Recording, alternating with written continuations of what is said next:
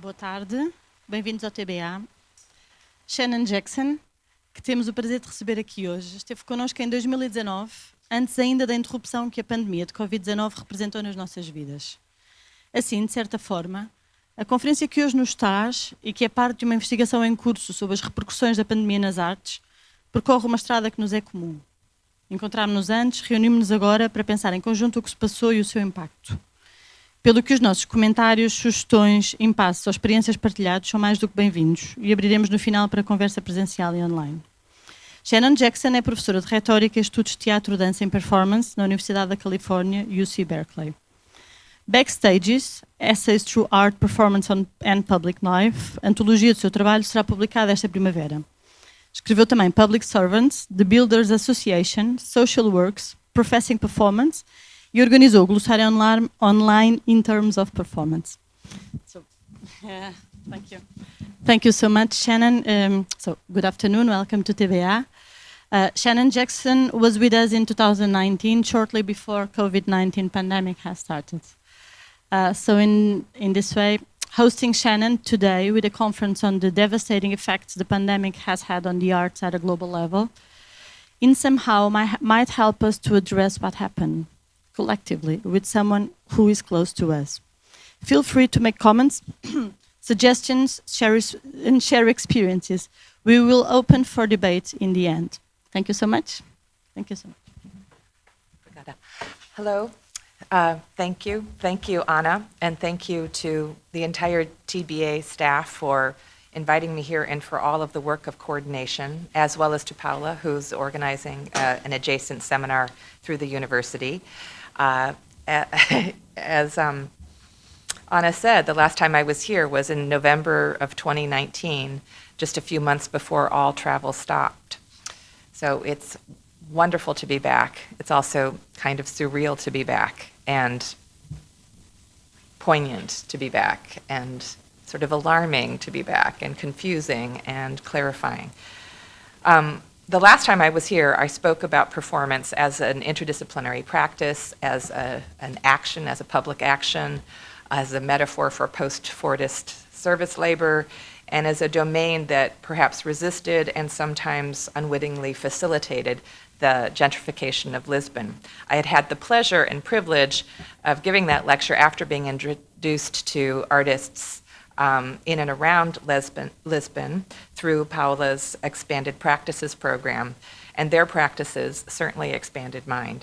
At the time, I remember saying that their practices implicated me in the Lisbon context as a tourist, researcher, teacher, convener, and a guest thanks to your collective hospitality. And I found myself thinking about some of the art that was shared with me at the beginning there, such as Joana Braga's Scores to Walk, which created site-specific, multi-sensory tours of the neighborhood that surrounds this theater, exposing the politics of its gentrifying urban infrastructure.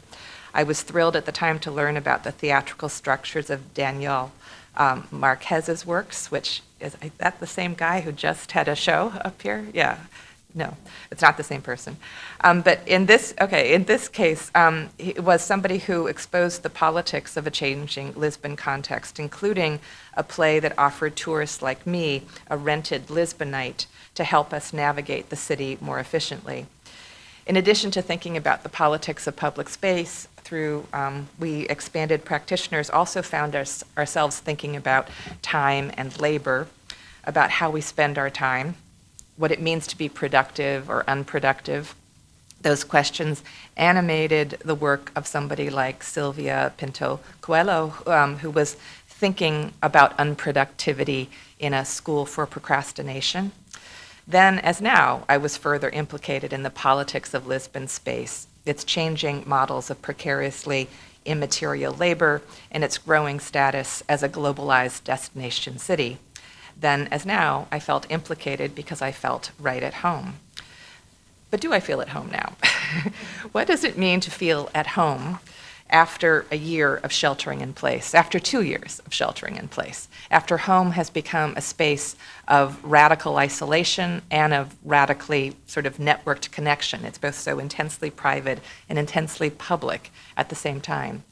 So in preparing a talk around pandemic aesthetics and that perpetually deferred in post-pandemic infrastructures, I couldn't help but go back to some of the thoughts that we shared at that time in 2019 and think about the relevance for where we are now. On the one hand, we could not have known what lay ahead of us. Please, come in. Welcome and come close, if you dare. At how radically a virus would spread throughout the globe. On the other hand,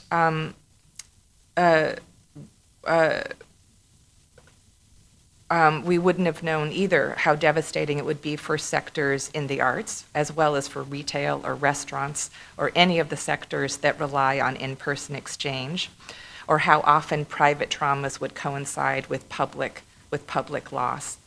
On the other hand, there's also a curious retroactive relevance to so much of what we were talking about in 2019, how the precariously laboring lives of artists would be exacerbated and put at further risk by the pandemic, how Lisbon's identity as a destination city would undergo some change under COVID, along with the public funds that depended upon tourist dollars.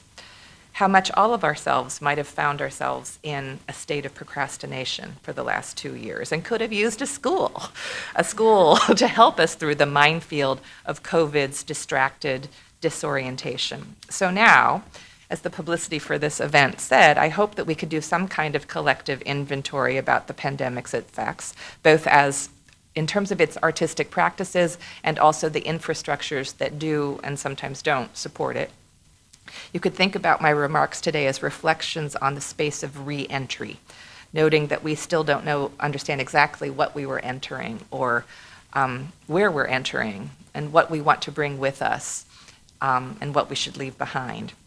So in the spirit of that sense of the collective and collective entry, as I'm talking, I'd love for you to think about two things. One, think about something you would like to leave behind if there is a post to the pandemic. And two, something that you'd like to bring with you from this time.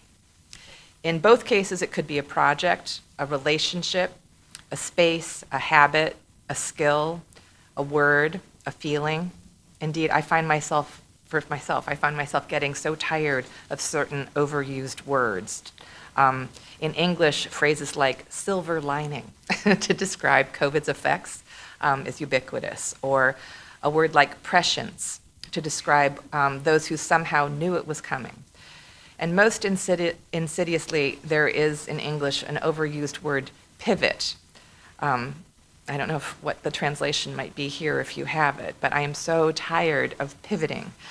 Of course, these words, silver lining or prescience or pivoting, might join others that are all helping us navigate this liminal time of COVID, but also the space of re-entry.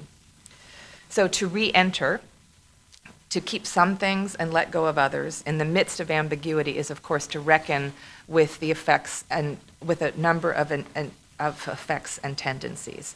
So here's my image for what you want to leave behind, and perhaps even like a moment, that kind of moment, but also it means reckoning with effects and tendencies that are far more urgent than my tiny frustrations or privileged ennui in front of a Zoom screen. Most importantly, it of course meant reckoning with the asymmetrical racial and global politics of the pandemic, of how existing racial disparities in employment and health sectors became deeply visible. It means seeing the pandemic's relationship to slavery's 400-year-old pandemic and its ongoing effects, including the limits it places on what Achille Mbembe calls the universal right to breathe. So more on the racial politics of breathing as I continue. But the inventory also means reckoning with the devastating effects of COVID on the cultural sector, especially the live art sector, while at the same time reckoning with a tendency that celebrates the resilience and innovation of that sector. So on the one hand, sorry, is something wrong? Oh, sorry. Oh, has this been happening for a while? Okay. I can Pause to the folks at home.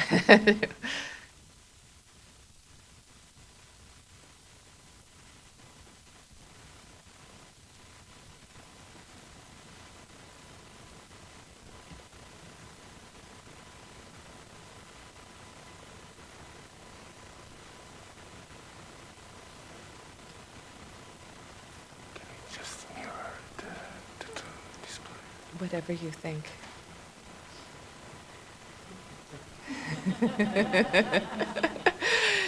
Okay, so later in the talk, I'm going to, this is just me riffing while we kill some time.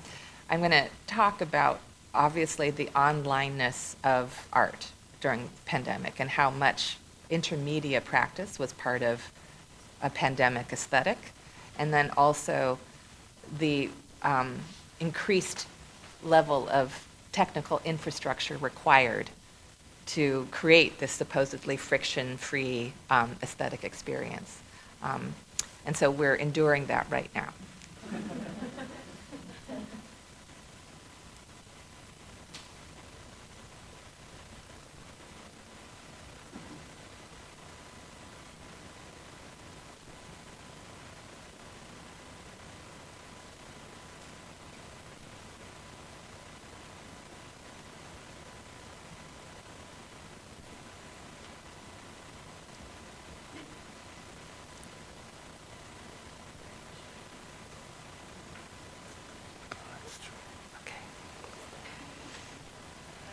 Oh, thank you. Okay, so let's hope. Okay, thank you. So where I was thinking about the devastating effects of COVID on the cultural sector, especially the live art sector, next to the tendency to celebrate the resilience and innovation of that sector. So on the one hand, we have seen local theaters and museums who reduced their staff, who furloughed their staff, who laid off their staff, the number of organizations that closed down temporarily only to announce that they would close down permanently. And on the other hand, we have seen the narratives of creative celebration, where the innovative artist, resilient artists are celebrated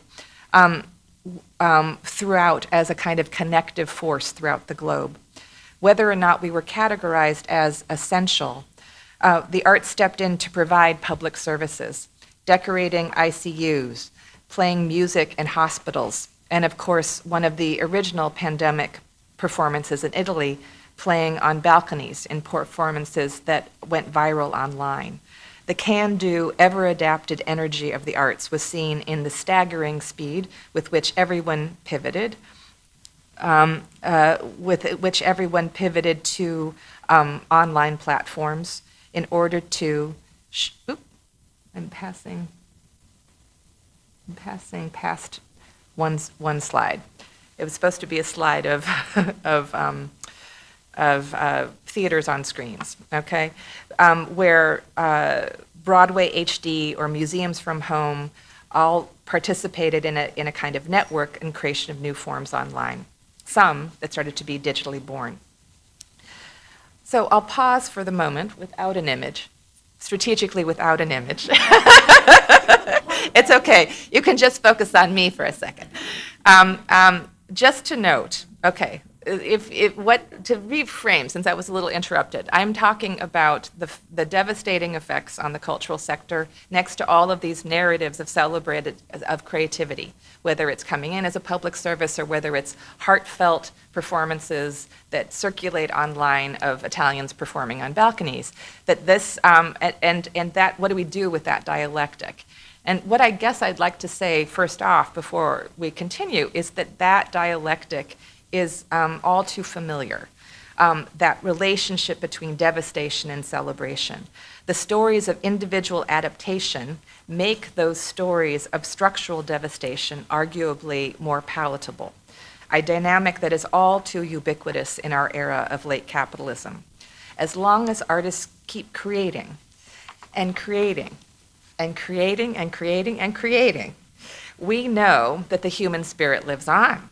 Never mind that artists and art organizations found themselves in a kind of hamster wheel of continuous production and adaptation, creating for the love of creating and not necessarily because they were getting paid.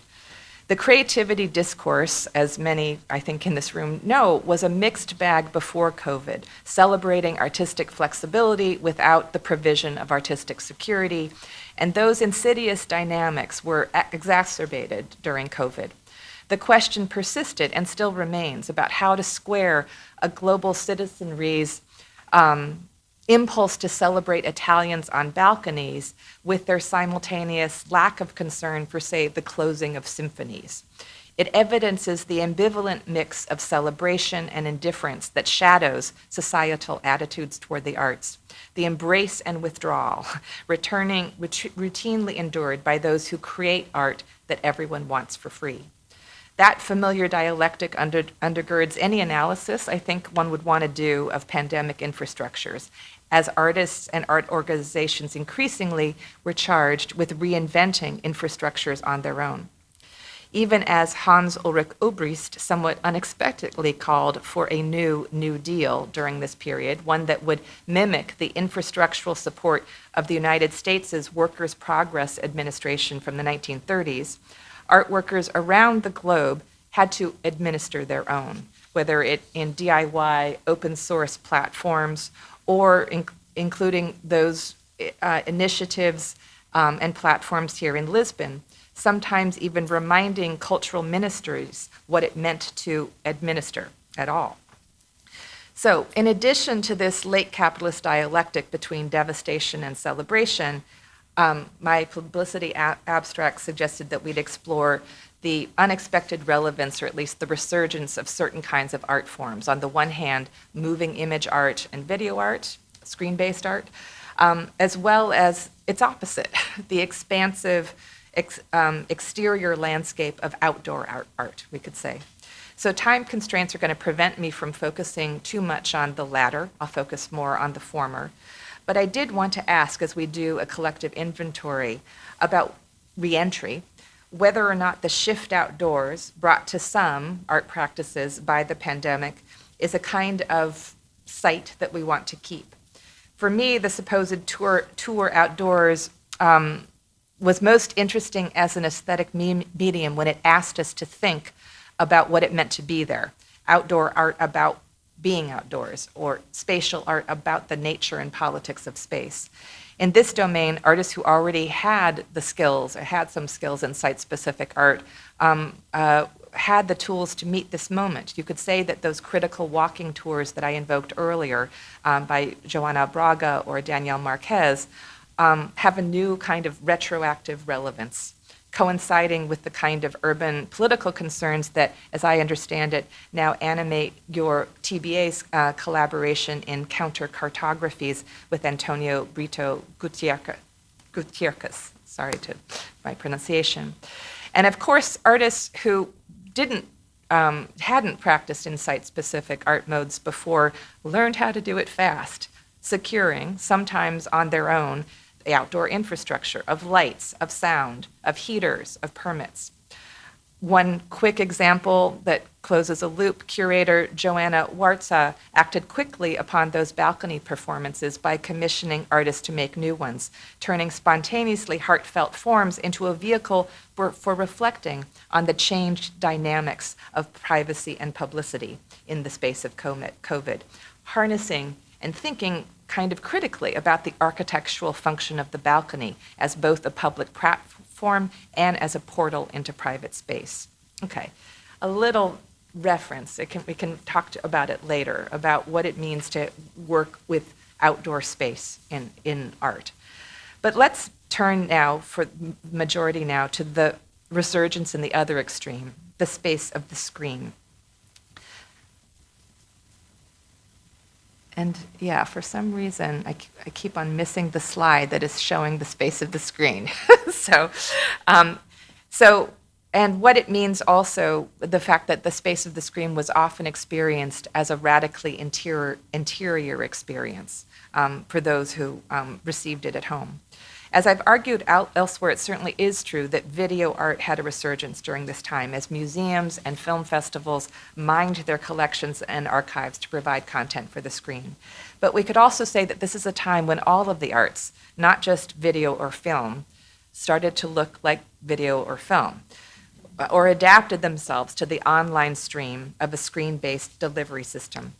So taking any kind of collective inventory means thinking about the screen as a form in the arts right now, but also as a kind of theme, as well as a support system for the delivery of art. Those three dynamics: theme, form, and support. So take, for instance, the performance that appears in some of the publicity for TBA, the Builders Association's recent performance, I Agree to the Terms. This piece is an investigation of the M-Turk laborers of Amazon and other sites, those who are hired as micro-contract workers to do strategic online participation.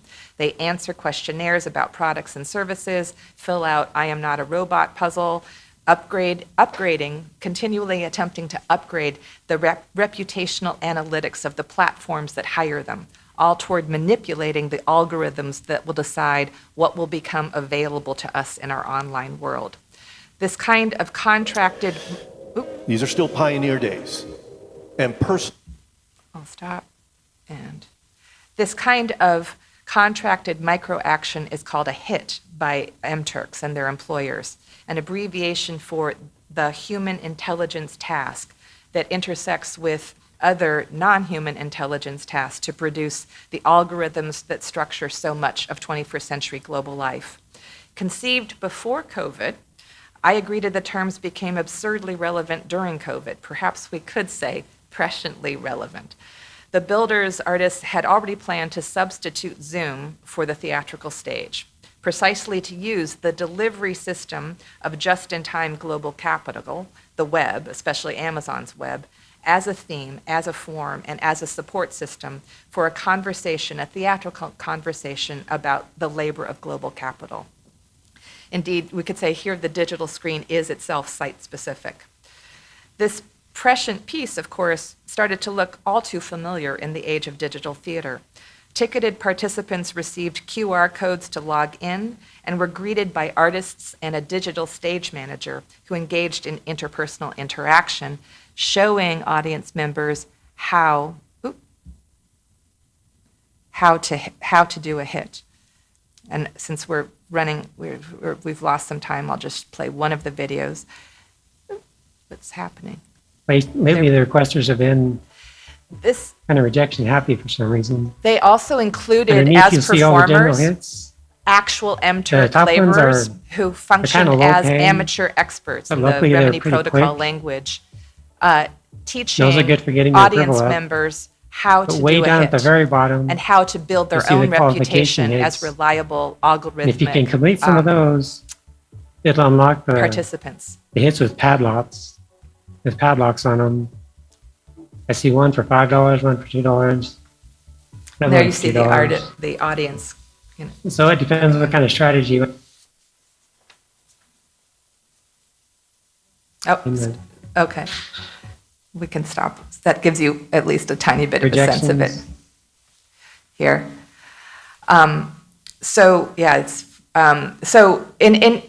so interesting. If you get a little bit of the sense of what this piece was, it's an investigation of this kind of gig economy, a kind of micro gig economy where M-Turks are hired at sometimes a penny or 5 cents, sometimes 25 cents, to work on these quick hits, these quick human digital actions.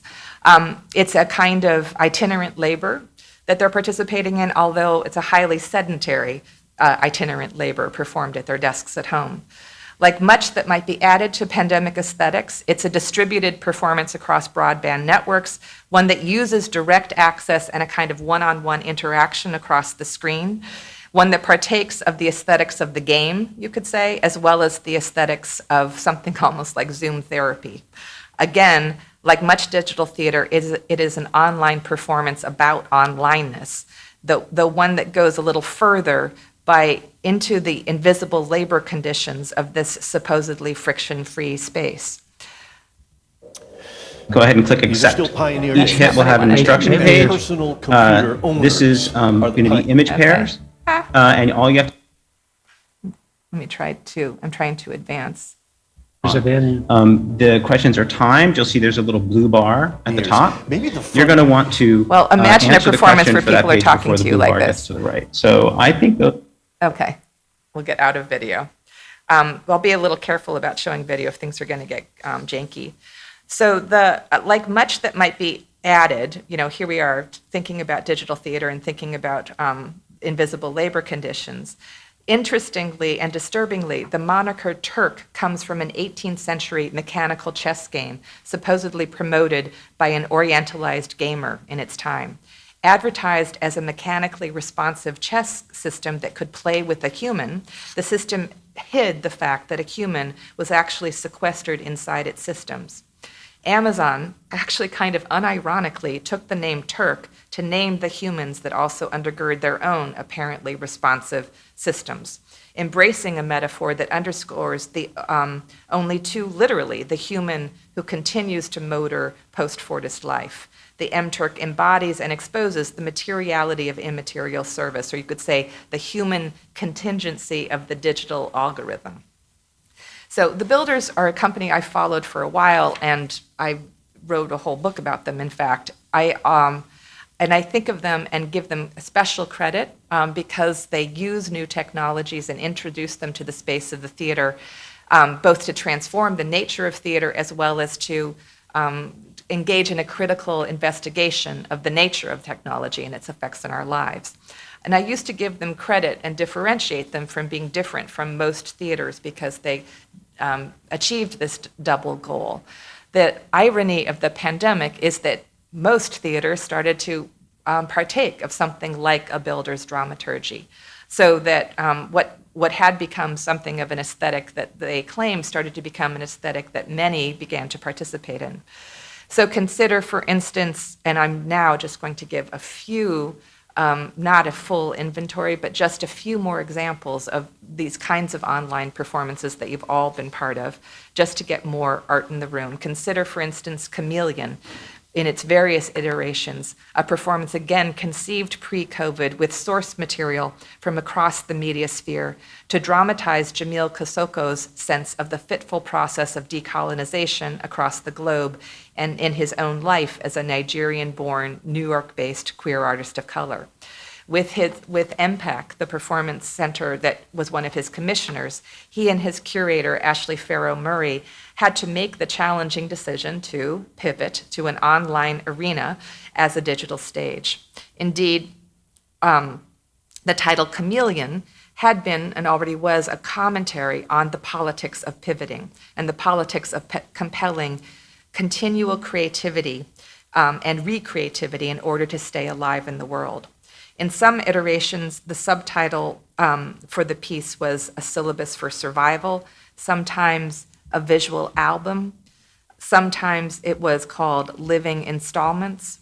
But the aesthetic of the Chameleon became, of course, newly relevant for the screened stage of COVID, one that challenged the technical staff of MPAC, even as it also prompted Kosoko to realize that he might have been, when I play video, it goes away? Is that it? Okay, I won't play video anymore. Sorry. Okay. Yeah, maybe the files are just too big. Okay. Well, we can find ways of sharing that. You know what? That's the last video I was going to show. So we'll move on. No, Shannon, don't do that. Okay. So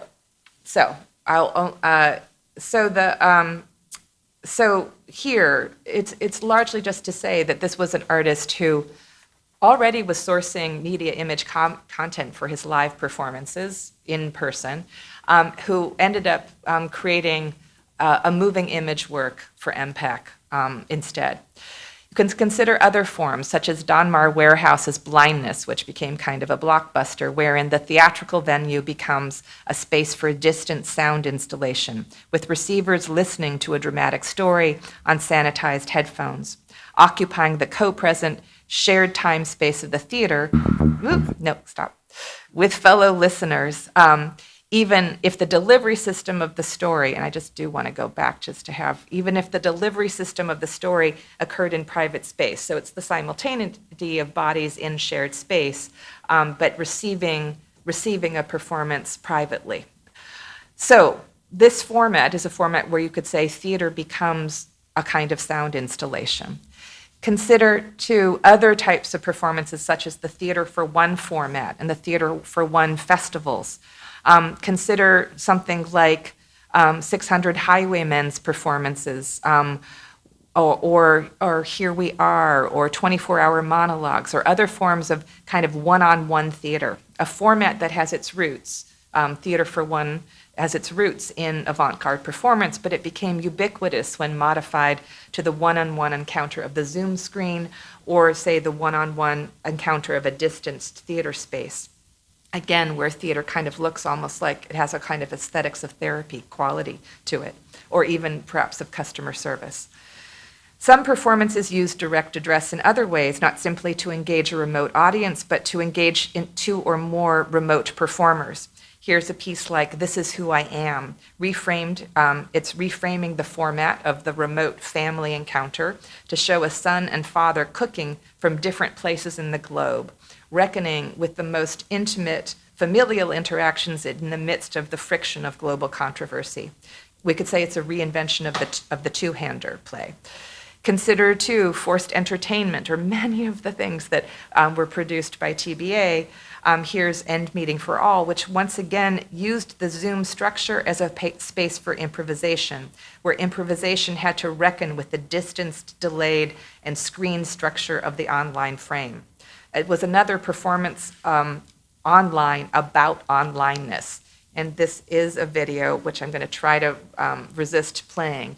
But it's basically mimicking some of the distraction, the interruption, the syncopation, the isolation, the loneliness of being on a collective Zoom call together.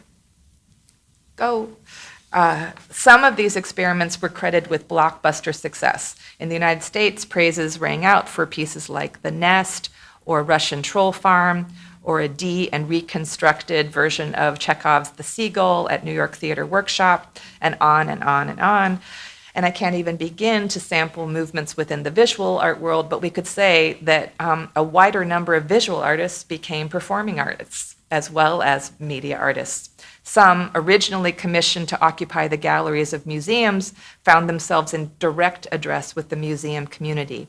Jade Montserrat used her commission at Manchester Art Gallery, not only to fill the gallery space with her drawings, including the time-based action of drawing itself, but also engaged with museum members, its staff, and even its museum director in breathing exercises and movement across the screen that explored intersections between race and health, the politics, including the universal right to breathe, as well as using the metaphor of coal and charcoal to think both about creativity and about the link between slavery, COVID, and climate, and shared extractive economies. My mum has always used So back here, of course, at TBA, we have an unusual number of examples of theater finding its way to innovate in the space of uncertainty and anxiety and not quite devastation, some that Anna generously shared with me. First Draft returned the theater space to another form, that of the textual exchange of poetry and shared scripting.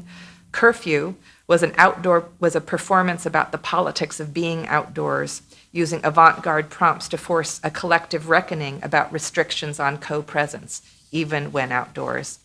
And of course, a piece like Essentials undergirds, and it seems to me got to the root of this, one of the central anxieties undergirding all of the creations I've glossed above, about whether the arts would receive essential status. in the midst of their unofficial celebration as essential to society. In dialogues, in, we could say, two-handers, as I understand it, one cultural worker was paired with one essential worker, and the pairs together reckoned with the assumptions of the essential category as well as the nature of their labor, comparing and contrasting. Of course, essential workers were still often the lowest paid and most at risk during the COVID economy.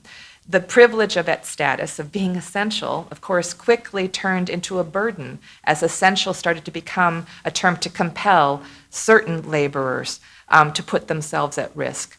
Here's an image of some of the American essential workers, Uber drivers, Amazon deliverers, grocery clerks, who made sure that the post-Fordist service economy could deliver its good just in time. These were the workers who did not have the privilege of working on a screen, and people to whom was delegated that risky labor of touch, even in the midst of supposed touchless delivery.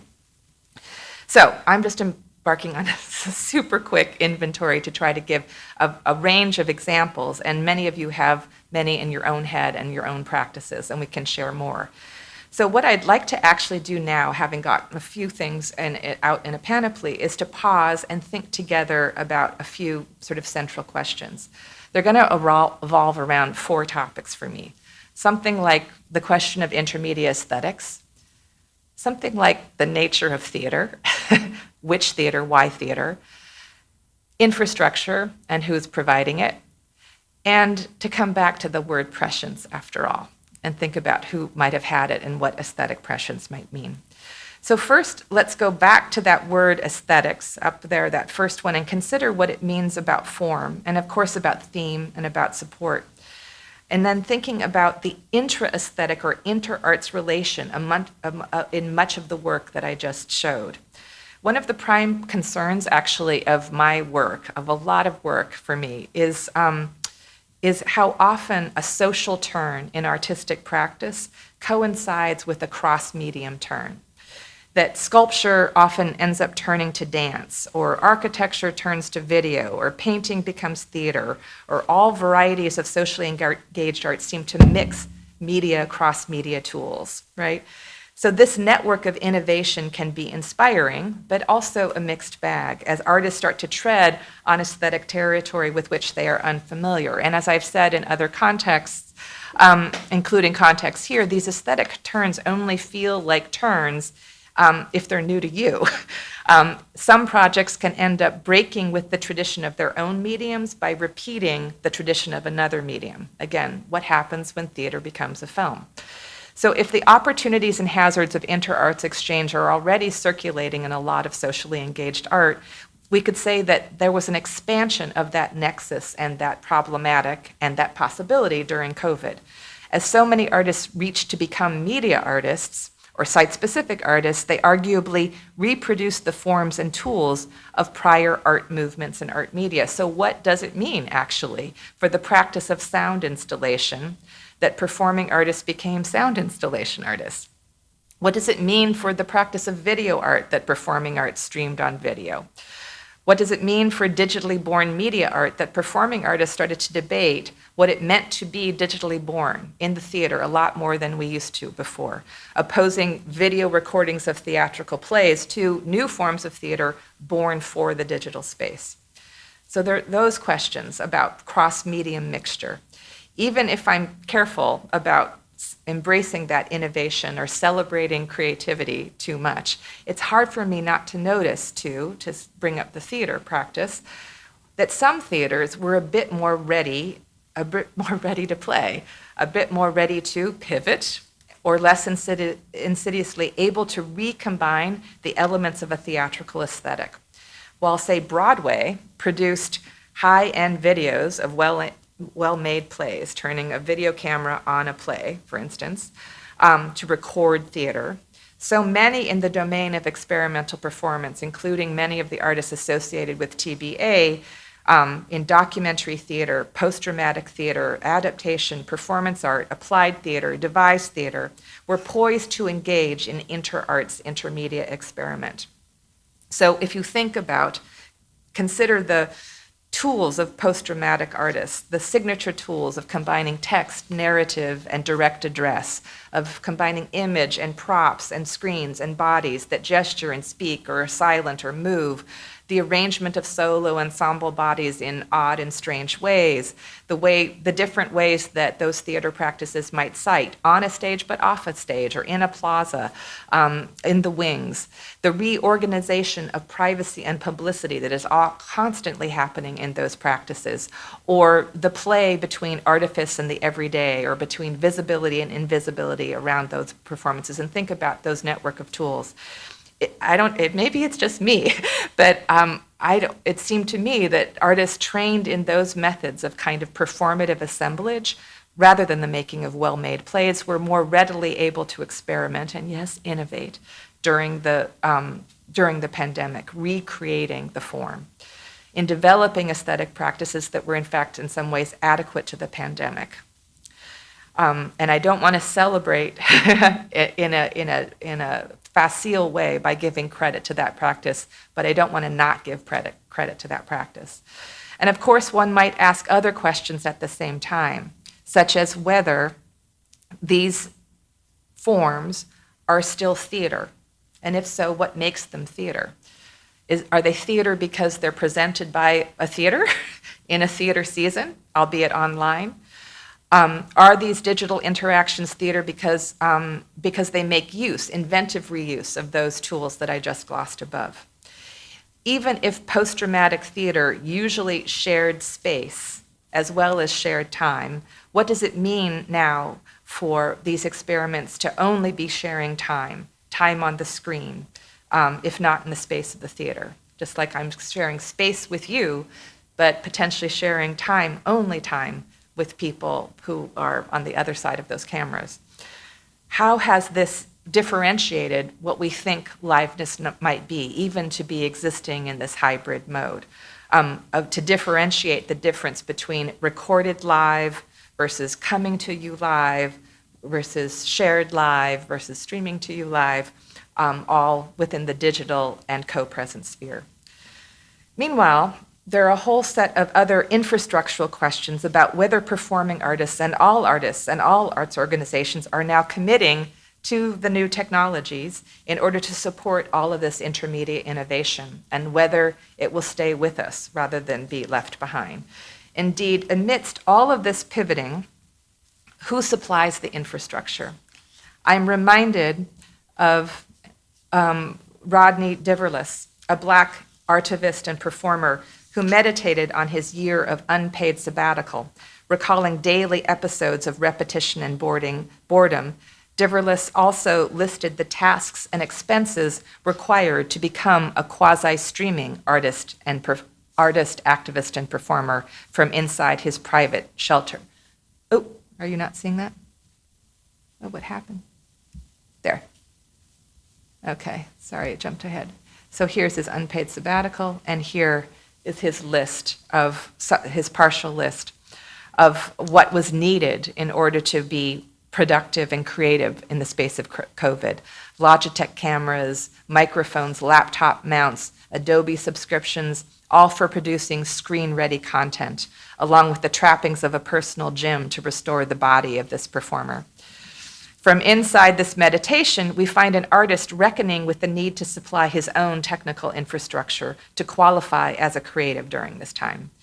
Meanwhile, there's also other narratives of infrastructural challenge that emanated from within the organizations who tried to relieve artists like this from that burden.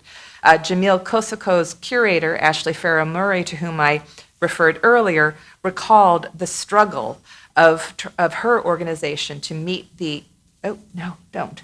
Okay, start. I don't mean to have a video on. Okay. Oh, I did it again. Oh, I'm so sorry. There, okay. Don't look at that for a second. But I'll just tell you, I mean, that when Ashley Farrow-Murray was thinking about what it meant for her organization to support Jamil's pivot, she noted how much wrangling the production materials needed to commission a moving image work were very different from planning a rehearsal, tech, and dress leading to a live show. The approach to making a moving image document was quite different, with a different kind of budget to hire a director of photography, to rent camera equipment that was appropriate for the vision, let alone translating it to a film set, the change in budget, not to mention the different approaches to set and lighting between the camera and the live stage environments. And she goes on. And one might imagine and wonder about similar stories here as staff at TBA reckoned with the shift. Or perhaps we're already shifting even before COVID. So without those things in mind, I want to close with a last question that brings me back to my opening question around prescience and about what you want to leave behind and what you want to take with you. Opening questions, too, about where we have been and where we maybe always were. I noted earlier that Builders Association performance had been planned pre-COVID, and so I gave that word prescient to it. And one might wonder or think about whether or not it's worth acknowledging the resources of prior experimental art histories and acknowledge what they've already provided for us and that what kind of tools we had ready to go. Indeed, I wonder if people in this room found themselves reframing a project during COVID that they were already working on, but changing it for the COVID moment, whether it was a school of procrastination or a school of something else. Perhaps anyone here found themselves feeling that kind of uncanny aha moment when you realize that certain kinds of past techniques or something you were already thinking about turned out to be absurdly, unfortunately right to meet the moment. So one quick and ready-made example that was circulated quite a bit that produced this kind of aha moment in many was the image of Marina Abramovic's Past, the Artist is Present, which circulated around during COVID as all of us worked to establish our 6 feet of distance. Almost as if exercising pre-COVID muscles around what might be called an aesthetics of proximity, this piece seems to anticipate COVID choreography. Interestingly, Marina's world, this 6-foot parameter is not one that deflates the possibility of connection. Rather, each individual seated at the prescribed proximate distance could therefrom be the producer and receiver of a kind of energetic connection in her world. So subsequently, our artists found different ways of actually to experiment in this form of modulated proximity, including commissions for 6-foot dances that choreographed energetic connection in all different kinds of ways, whether in subway stations or public spaces or outdoor spaces. So having brought up Marina, one can quickly imagine other past aesthetic practices that oddly seem to anticipate the temporalities and materialities of COVID, including, for instance, a kind of aesthetics of endurance, which that certainly came up quite a bit for all of us. We can think about somebody like Cheng Sheh and his time stamp pieces, or how he enclosed himself in locked rooms, and others where he endured no social stimuli for the space of a year. How oddly prescient, or at least resonant, that this form of endurance experience actually could match some of the experiences of shelter in place. Next to the extremity of Shea, of course, the COVID experience of duration is mobilized as a kind of resonant material. Consider things like the viral monologues of 24-hour performances. Here, the pre-COVID extant commitment of this group who worked in 24-hour performances was experienced differently during COVID in a context where so many of us became newly sensitized to the uncanny arbitrarity of the 24-hour day. So these kinds of performances that started to go viral in different places also bring up that whole notion of virality. Virality as itself perhaps an aesthetic, not only a delivery system, wherein artists create aesthetic structures that mimic the lateral relations of dissemination and transfer, indeed joining that word viral in the digital sense with that word viral in the medical sense. So we can notice a renewed interest in past choreography, say Exquisite Corpse, a piece that became viral itself as dancers passed gestures onto each other from screen to screen. We can recall how Exquisite Corpse reused the structure of Trisha Brown's roof building pieces in which artists passed choreography a welcome contagion from building to building, a structure that was also recently during COVID adapted while other artists sort of passed the baton from within the shelters they occupied in place. This, you could say, was a place where the screen-based art and outdoor art actually kind of met.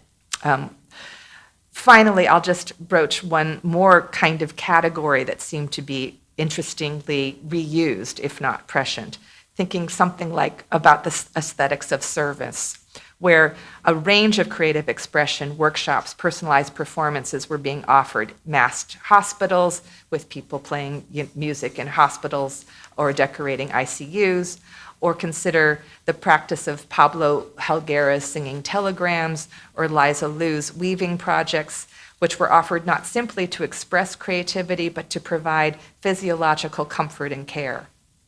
Perhaps this is a place where post-Fordist service models are parodied or remobilized for alternative connection.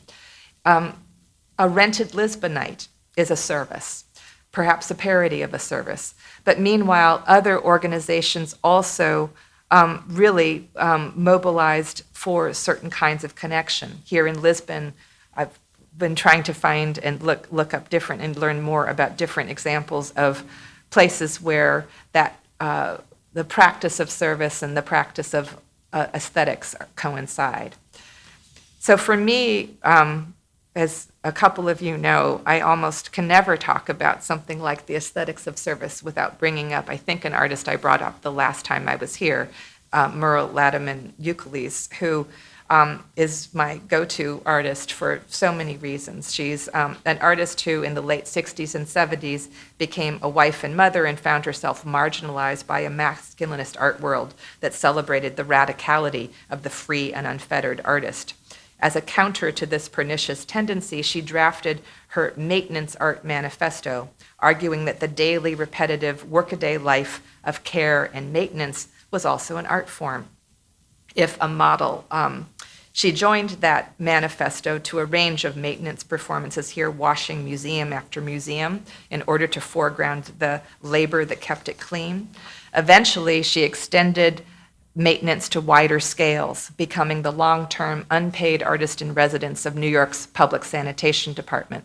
In the lead up to that honorific, she created pieces like Social Mirror, here with citizens looking at themselves on the side of a garbage can, as well as a piece that became newly relevant during COVID, Touch Sanitation, in which she shook the hands, the contaminated hands, of every sanitation worker in the 5 boroughs, saying, "Thank you for keeping New York City alive." So here, touch as a material practice, a resonant one.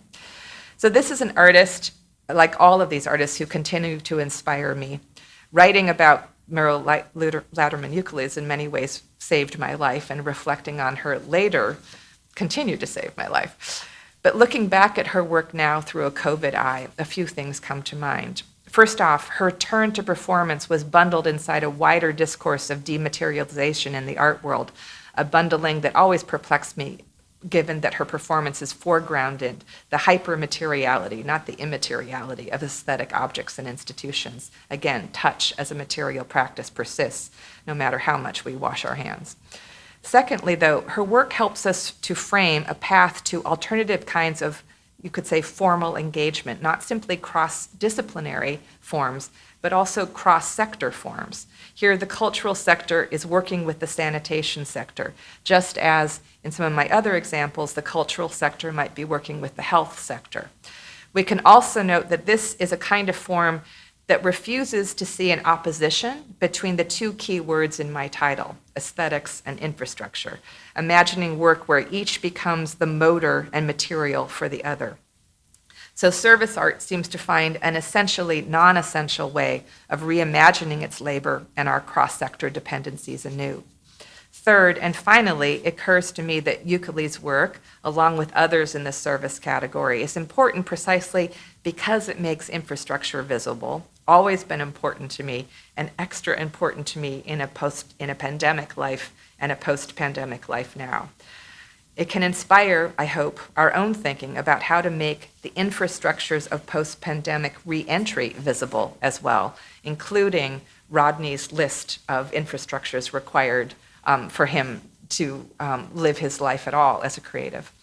There will be no easy solution to the question of how the media infrastructures of pandemic aesthetics will be sustained, but at the very least, the solution cannot be sort of passed around like a hot potato amongst artists or arts organizations or cultural ministries or telecommunication systems or streaming companies, hoping that somebody else will take care of it. If there ever was to be a New Deal, it would mean remembering that this kind of cross-sector collaboration amongst artists and social services, and in fact, the public utility systems of the time, including electricity, water, and radio, were all part of what it meant to create a workers' progress administration in the 1930s, and a new version of that would have to be created now. Having been energized by art models like this for so much of my career, I'll have to say I'm pretty sanguine at this point about the viability of any such model in the post-Fordist labor context of late capitalism. But if the capacity to glimpse the necessity of such a model is one silver lining of COVID, then it certainly is a capacity that I hope citizens of the world would retain upon re-entry. One can always hope. And I'll close with one hopeful solution here, platform here. So thank you, and thank you for dealing and addressing my technical problems today. Thank you. Okay.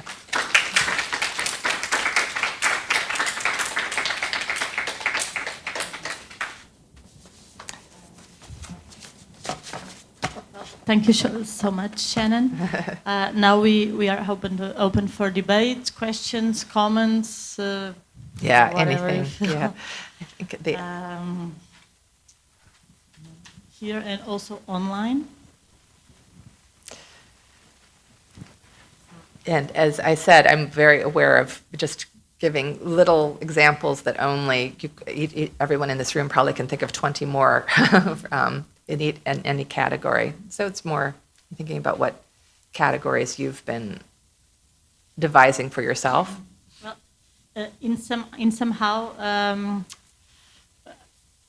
I think it is a bit early for us to address what we have been through and what's going on. So this moment can also be a moment for collectively addressing it. But from my experience, we've been publishing Franco Bifo Berardi's diaries of the pandemic for quite a long bit, because we didn't know when it would stop. So we were just translation and, until we still had money. Actually, that's how it went. Hamster wheel. But one thing for me that was kind of evident at that time was the diaristic form as a way to, the collective diaristic form as a way to make some sense of what was going on. At that point, I remember once at a certain moment we made a talk on the diaries of psychodeflection by Franco Berardi, and we acknowledged that there was another diary by David Lynch, who was posting little YouTube on the little. I think he would shoot some little videos and post on YouTube day by day, and it was also in a diaristic form. And then I was for a while a bit fascinated with how people were making this sort of diary and how this individual form would serve as a collective way of addressing and mourning and gesturing towards what was going on, which I think it had all these technical and it had all these layers, but at the same time had a sort of other layers like George Floyd, Black Lives Matter. I think there was in the social realm, there was an intensification of a series of problems that just became really evident. Here we had a lot of, what do you say, surtos? Of outbreaks, for instance, within the migrant workers. So we had all these things were all becoming to be visible. And we had a lot of people who really didn't have food at home. So a lot of people were just organizing to have food. I think, for instance, the audio, not ação cooperativista, but União Audiovisual, yeah, who was actually working on this food recollection, or COVID-19 campanhas antirracistas, who were working on the neighborhoods about organizing so that people could have food in some ways that could be without losing yeah, without losing dignity. So I think that was really interesting to see how people would organize collectively, so that it would, in some sort of anonymous way, so that people could get help, and so I think these two things were going on at the same time when all these things, when all this aesthetic change and all these media, cross-media things was happening. Yeah, so within that, just to first to think about the diaristic form, and then to think also about the quasi-social welfare apparatus, the DIY social welfare apparatus, which is, to me, in part of the expanded aesthetics of service, and there's questions about that. But first to do the diary form, or perhaps thinking about versions of that, just to take that for a bit, it was interesting even that Jamil Kosoko, who I told you pivoted, he decided to call his newer realms, he called them the living installments, where installments in English, it plays on both the idea of the episode as well as the physical installing of an installation. And it had that similar character. So it is sort of, I think, interesting how, of course, it's coming from a space of isolation that you're turning to almost the diary form. It's you and yourself, but then the publicizing of that person, of that personal form in different. I mean, that does seem like a ubiquitous form, and something to kind of mine for a bit, and to say, what was it to assemble, collections of micro stories in that way. And then also perhaps to make sort of multimedia, intermedia versions of them. But it is something like the dynamics of privacy and publicity are getting reworked in these diaries, in these shared diaries. And then a second thing, I think I feel this has been a concern and an inspiration for me for a long time, is when artists end up stepping in, collectivizing in intriguing and inventive, non-orthodox ways to provide something like a social service, whether it has to do with mental health or it has to do with food security. And there's debates about that. There is a kind of the way that the forms that artists might create are showing the integration between cultural work and essential work or basic work of service provision. It's also often creating forms that become more, as you said, that they might have dignity to them or playfulness to them, but they might get out of some of the condescending or hierarchical structures that some of those services, routinized institutional services end up in. And at the same time, the critique is, why are artists having to do this? Why isn't the state doing it? Why should it be that, and is that only just another sort of neoliberal effect of the rollback of a state welfare system that isn't doing its own provisioning, that artists have to step into the breach? So there can be a critique about that too, even as it's an incredibly inspirational and often necessary work. I don't know if that applies or intersects to any of the projects that you were describing here. But just to clarify, what do you mean by pivot? Because it's not so clear. By what? Pivoting. Pivot. Okay. Because we don't use it. We use it. Good. Change, adapt. Change. Yeah. Okay. So pivot was this. It's a bit of a I suppose a kind of corporate word or design word, and pivot is. Of course, what a dancer does when they pivot on, so it's that. And the word was used really to try to give an extra sort of pizzazz and creativity to the necessity of changing, you know? And it was, so good for me to know that it didn't translate or didn't get used as an English word ubiquitously here, because it really, I have to say, every single, you know, Zoom meeting, university meeting, nonprofit meeting, all we did was talk about how we had to pivot.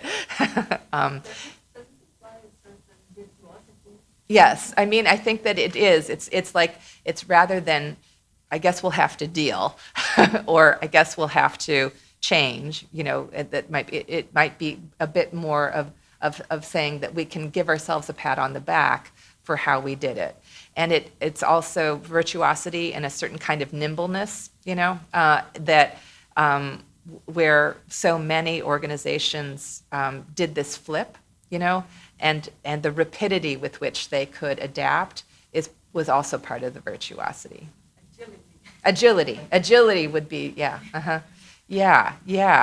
And so it is one of those things about when as an organizational subject, as an organization, as a laborer, one gives oneself credit for pivoting, how much that, you know, sort of is welcome, and at the same time is an integration into into the hamster wheel too, you know.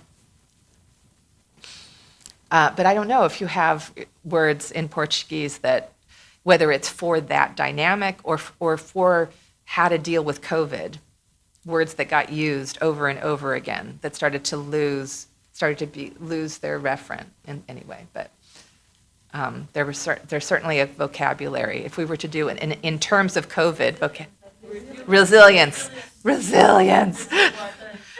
What'd you say? Resilience.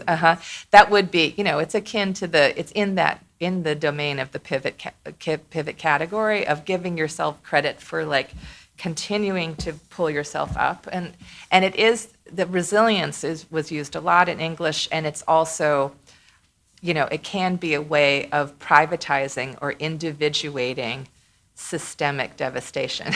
You know, that it's kind of like it's personalizing your capacity to overcome systemic devastation potentially, you know, and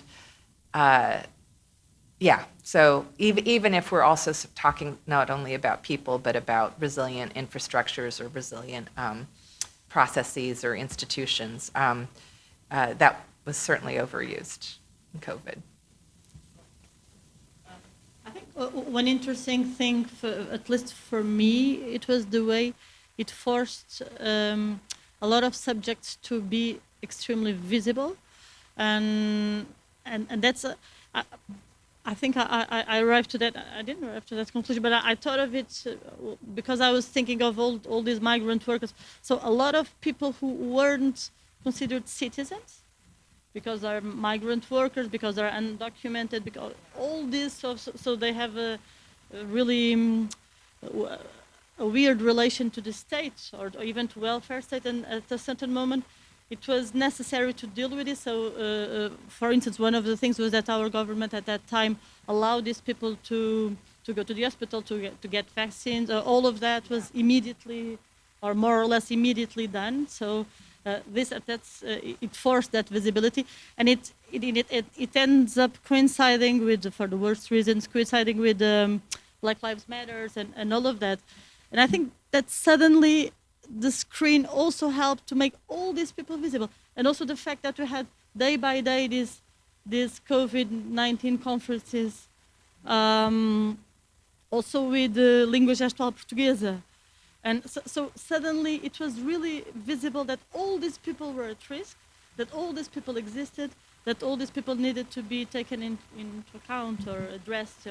And that was interesting. And I think it has also changed the way, or it didn't totally change, but it influenced the way in which collective artworks or artworks were thought of, or even from our perspective here at the theater, we have this. So we needed not to close doors or try to keep, also trying to pay everybody and try to hire people so that theater would continue and the theatrical class or the performing arts class would go on. So that's also why we have so much collective. At the same time, we were having huge budget cuts. So these things of like we are many, and these many are being are having more visibility, and we cannot forget that. So I think this is an interesting point. That's a lot of people appeared. This I think. Yeah, what do people think about that? Just relentless visibility. So which on the one hand is like not ignorable, and on the other hand, there's all the risk of visibility.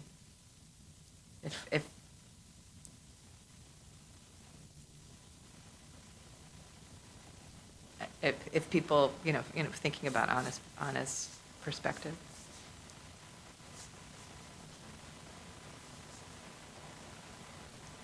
That's okay. You don't have to think about it. I didn't mean to turn it into a seminar. I think in performing arts, there was a difference between the visible artists, the actors, the performers, and the technical freelancers, for instance, because usually the visible artists, they have contracts, and the people who had contracts, they get paid for it. The other ones, they didn't. The people they exist for a moment, and that is very different. So I'm glad that you brought that up. I mean, adjacent to the wide demographics that Anna was bringing up, because that was part of what I was trying to bring up. It seems, from what I understand about where TBA already was in terms of staffing and technology and some of your practices, that there was a nimbleness, an ability to pivot, and at the same time, in so many theaters and in other types of arts organizations, divisions of labor amongst the staff, the skill base of the staff, the contractual conditions of staff, or artists who had to be their own staff. I mean, these are real. This is what I sort of meant about trying to surface that element of whatever this cross-media dimension to pandemic aesthetics was. I just do think it's important to surface that, and then to think what's next then in terms of the configuration economically, technologically, and just sort of even division of labor about who gets assigned what changes with these different kinds of intermediate practices, So thank you for bringing that up. We want to record you, I think, because of the... In Portugal, it already changed because the law changed, and for now on, it's going to we need to have contracts to work for the performing arts. So Yeah, it's right. kind of a mess. It's transforming in a line production, post-productism, but it's already happening. So meaning it's better. We still don't know. You still don't know. No.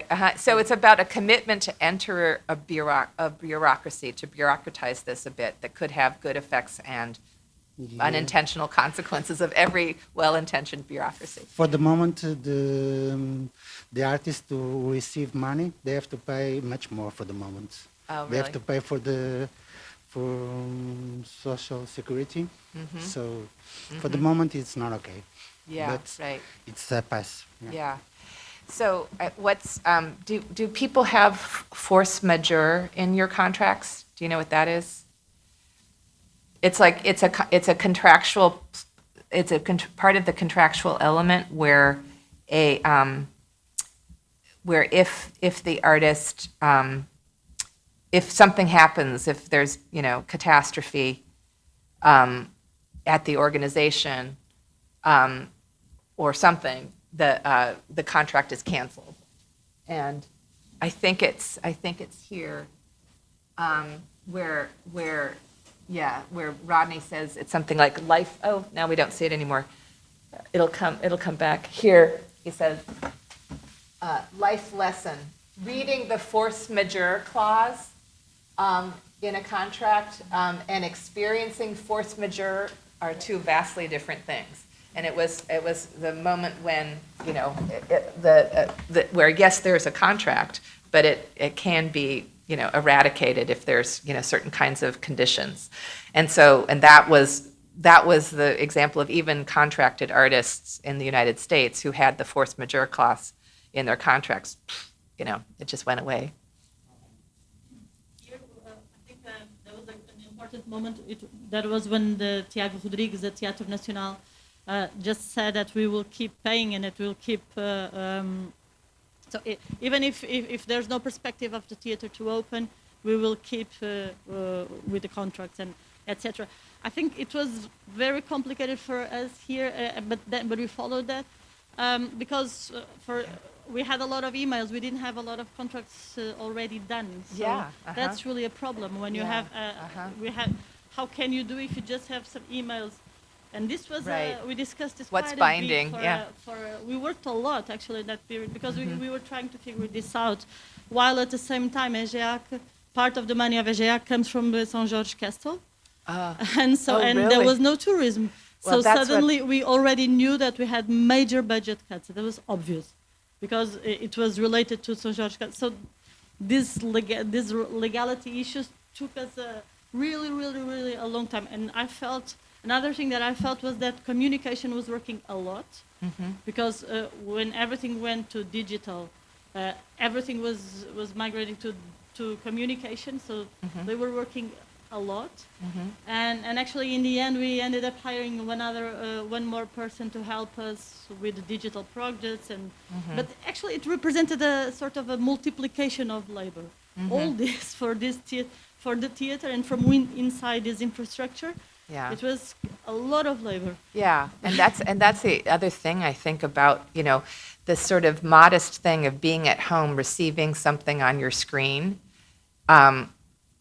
renders less visible the incredible amount of labor that it took to produce this. Again, I often think of it as it feels almost frictionless, the experience of these art forms and how much work economically, bureaucratically, technologically, psychically, emotionally, as well as aesthetically, it took to produce them.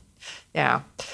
Does anybody else have other questions or thoughts or anything that occurred to you while I was talking or while I was messing with my tech, or any of these questions about reentry that you want to share?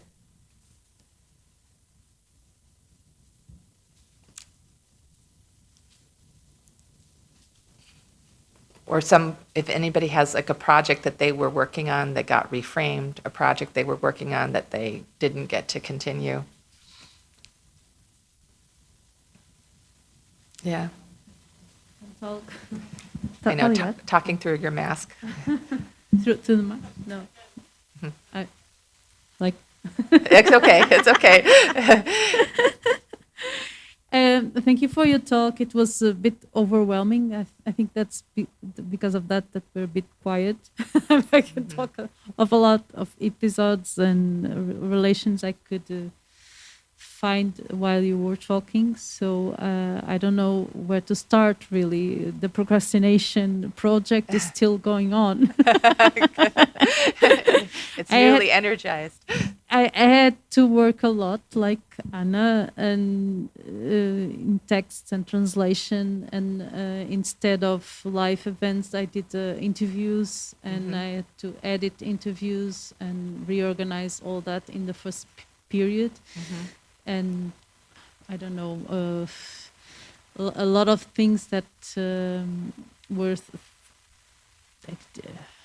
thought I didn't think of doing. I was doing like podcasts that you've never done before. Yeah. I can't even remember. I was in this ação cooperativista in the beginning. So every Mondays we would meet online and discuss what are we doing, what can we do, and but at the same time I was in a very safe place. I was receiving my income to do research, so I was working a lot, but I was really worried with what was happening around, and I could see in the streets, and I wrote a bit about walking in the streets also. As, the most striking figures were homeless people, and that ones were really concerning. I think a lot of people, because suddenly they didn't have anyone to ask Right. for a little bit of money, a cigarette, a drink, or Right. to even be able to use a toilet somewhere. And we could see some people were new, not adapted even. They were new homeless. Yeah. They were new on that. That, yeah, right. Yeah, That right. was That we before. definitely saw that in the United States and certainly in the Bay Area.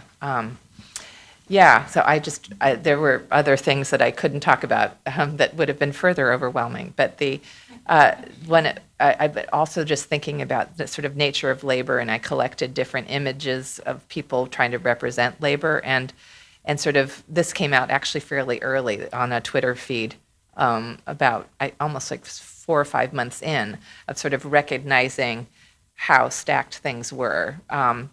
And even a kind of class hierarchy amongst those of us who were safe, and even had sort of survivor's guilt about not only being safe from contagion, relatively speaking, but whose employment situation had some degree of security and could be conducted on Zoom, versus the essential workers who had to risk their lives. Often it was about getting that. They were often in the experience of risky touch, and just sort of thinking about that. Then next to those that didn't even have the job, So it was sort of interesting and harrowing how class got reorganized and the nature of labor was reorganized, and also that you find yourself doing work you never thought you would do. Is that enough for now, do you think? I think I was just one last comment. Sure, yeah. No, I was thinking precisely that how people ended up doing other tasks that they are not specialized at, like caring and etc. But I think a major thing in all of this is when schools closed, and here the schools were closed for quite a bit. Yes. And how would people and you couldn't put kids at the grandma's, or a lot of people wouldn't do it because they were all they're old people, etc. So how this caring, how that changed the what do you do when you are at home, or how can you work and take care of the kids? Right, exactly. Or but also how are you taking care of if you your aren't a neighbor teacher too, how do you know how to? Yeah. Just because you're a parent, I'm not sure you know how to teach. The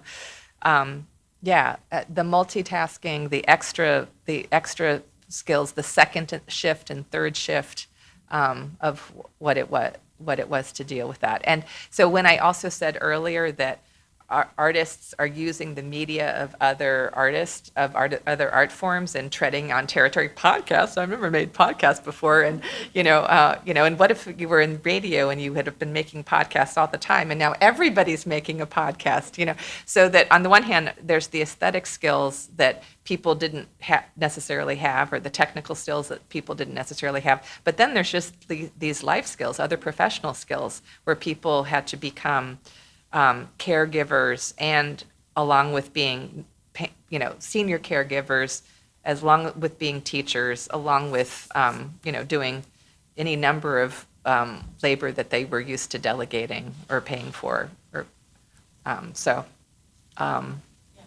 or used to, a sort of a social, a societal formation taking care of that it couldn't.